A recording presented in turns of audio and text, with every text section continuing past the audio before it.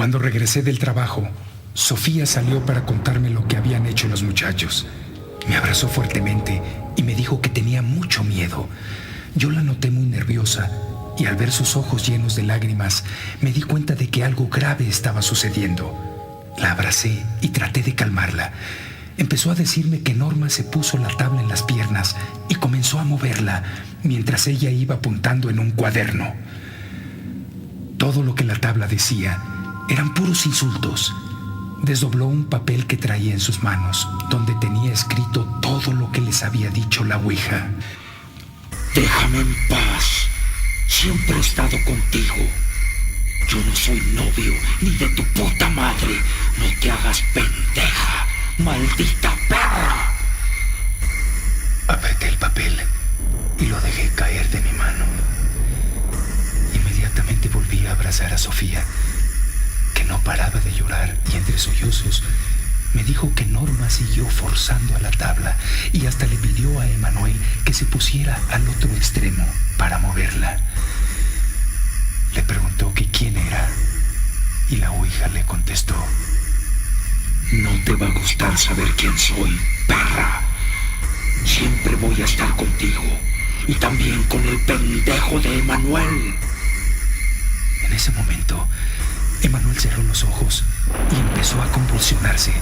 Se cayó al piso y cuando se acercaron para ayudarlo a ver qué es lo que le pasaba, abrió repentinamente los ojos y se levantó bruscamente apretando el cuello de Norma para ahorcarla. En sus ojos se veía mucho odio y sus pupilas estaban contraídas, muy contraídas. Su rostro temblaba por la fuerza con la que estaba ahorcando a Norma. Fernando se le echó encima agarrándole las manos y Sol, la amiga que los llevó por la tabla, corrió a la cocina por agua del filtro, la bendijo y se la arrojó.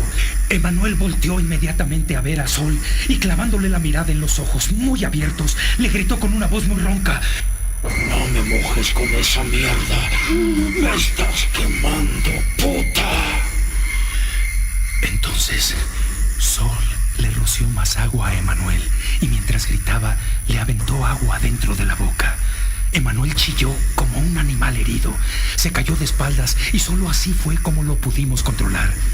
Estaba tirado de espaldas en el piso con los ojos en blanco y vomitaba algo de color amarillo verdoso. Seguramente era bilis. De repente se quedó quieto y cerró los ojos. Fernando lo agarró del cuello de la camisa y lo cacheteó. Emanuel abrió los ojos y su mirada era la misma de siempre, pero reflejaba mucha confusión. Lo primero que preguntó fue que por qué lo estaban mojando. Intentó levantarse, pero se desvaneció. Sofía les pidió que se fueran y que se llevaran esa maldita tabla. Inmediatamente, y después de oír lo que pasó, le pregunté que en dónde estaban todos, que cómo era posible que se hubieran llevado esa maldita tabla a la casa, y más cuando ella estaba embarazada. Ella me respondió que habían ido a devolverla y que seguramente ya no tardarían. Alrededor de las 10:30 de la noche, regresaron a la casa. Yo estaba muy enojado. Inmediatamente les pedí una explicación, pero al ver sus caras de miedo, traté de controlarme. Como ya era muy tarde, les dije que nos fuéramos a dormir. En la recámara había 2 camas. En una dormía Norma y Emanuel, y en la otra Sofía y yo. Me estaba costando mucho trabajo conciliar el sueño, pero recuerdo perfectamente que, como a las 4 de la mañana, sentí como si algo se empezara a subir a la cama. Era como si una persona se estuviera metiendo a gatas por debajo de las cobijas, de los pies hacia la cabeza. Desperté a Sofía y le pregunté que si no lo había sentido. Me dijo que me durmiera, que me estaba sugestionando con lo que había pasado con la ouija.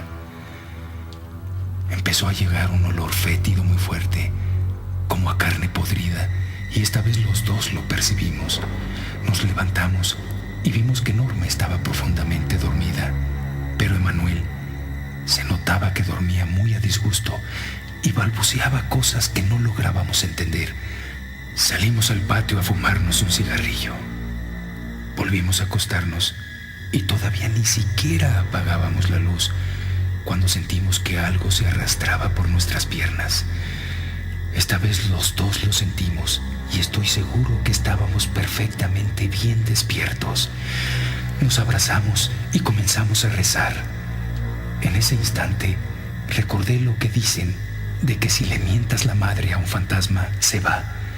Así que empecé a insultarlo, pero en vez de que se calmaran las cosas, la cama comenzó a sacudirse muy bruscamente. Se oía perfectamente cómo las patas golpeaban con mucha fuerza en el piso y de repente se detuvo. No habían pasado ni 5 segundos cuando sentimos claramente cómo la cama comenzó a elevarse y a flotar como a unos 20 centímetros del suelo. Se balanceaba de un lado a otro muy lentamente, como si estuvieran formando círculos. Le gritamos a Norma y a Emanuel para que nos ayudaran, pero no despertaron. Emanuel seguía balbuceando cosas, pero esta vez lo hacía mucho más fuerte, como si estuviera rezando. Saltamos de la cama y salimos corriendo de la casa. Esa noche dormimos, si es que se puede decir así, en un hotel que está cerca del circuito interior. Ya de día, regresamos a la casa y encontramos a Fernando sentado en la sala con un gesto de preocupación en la cara. Nos dijo que en toda la noche había escuchado ruidos muy extraños, como si estuvieran rasguñando y empujando la puerta de su cuarto, pero no se podía despertar. Le pregunté que en dónde estaban Emanuel y Norma y me respondió que no los había visto. Entramos a la recámara, pues pensamos que seguían durmiendo, y nos extrañó mucho ver a Emanuel sentado sobre la cama, con las piernas cruzadas y con la cabeza agachada.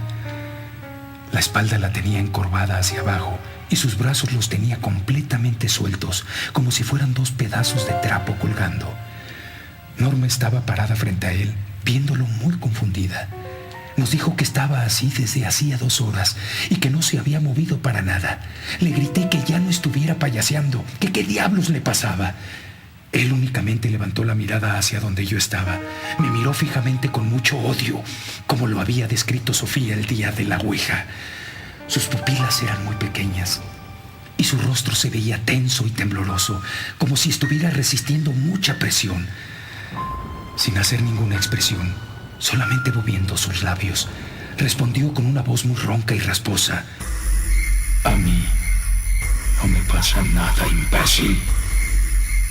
Se levantó y salió de la recámara.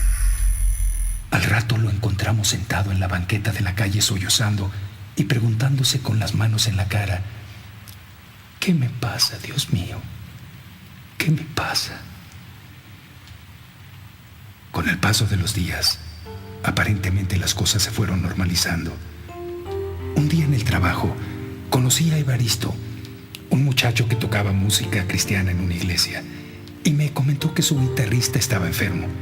Le dije que yo tocaba la guitarra y me invitó a tocar con ellos el próximo domingo. Quedó de pasar por nosotros a las 9 de la mañana. Llegó el domingo y Evaristo llegó por nosotros 10 minutos antes. Le presenté a todos y nos subimos al carro. Preguntó que si conocíamos por dónde quedaba la dirección. Emanuel le respondió que más o menos tenía idea y se ofreció a manejar. Pasaron como 25 minutos y de repente, casi al llegar al lugar, Emanuel detuvo el carro y dijo que mejor no quería ir. Sin dar más explicación, se bajó del carro y se fue. Todos nos quedamos muy extrañados, y más cuando al llegar al lugar vimos que se trataba de una iglesia.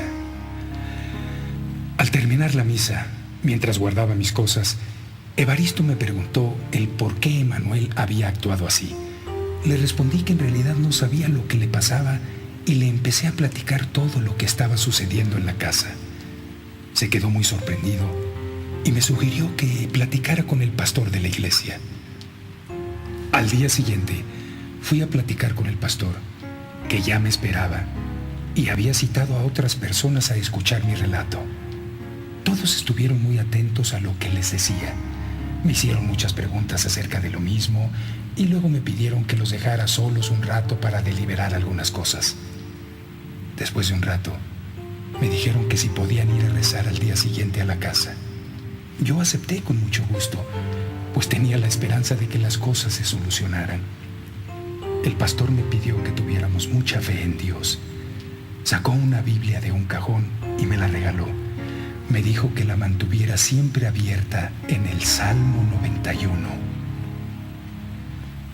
Al día siguiente, por la mañana, mientras desayunábamos, volvimos a comentar sobre la visita del pastor. Estábamos platicando muy contentos y de repente se levantó Emanuel con la cabeza inclinada hacia abajo y sin mirada clavada en nosotros, y dijo en forma muy irónica y burlona: «Pobres pendejos, nunca van a parar lo que ustedes mismos empezaron». Se puso las manos en la boca, como tratando de aguantarse la risa, y se salió corriendo de la casa.